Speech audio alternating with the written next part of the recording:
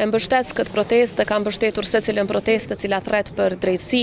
Qytetarët e Kosovës dhe shqiptarët gjithandej asnjëherë nuk kanë kërkuar asgjë tjetër post drejtësi.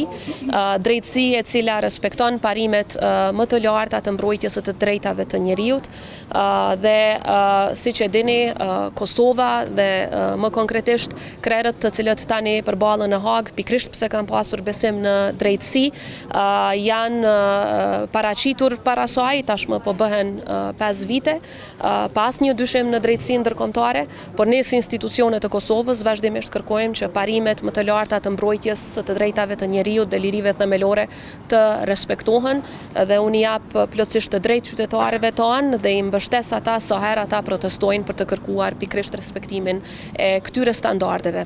Lufta e ushtrisë çlilimtare të Kosovës ka qenë luftë e drejtë për liri, luftë për ta mbrojtur popullin ton, luftë për ta çliruar Kosovën nga okupimi që ka zgjatur për shekuj dhe luftë që ka pasur në fokus mbrojtjen e pragut të shtëpisë dhe mbrojtjen e qytetarëve të pafajshëm, të cilët sulmoheshin, vraheshin dhe masakroheshin nga ushtria serbe.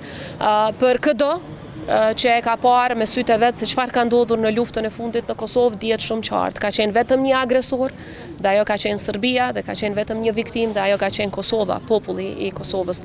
Ushtria çlirimtare e Kosovës ka mbrojtur me dinjitet qytetarët e Kosovës, ka mbrojtur me dinjitet Republikën e Kosovës dhe drejtësinë e kësaj lufte ne do ta mbrojmë deri në fund. Faleminderit shumë.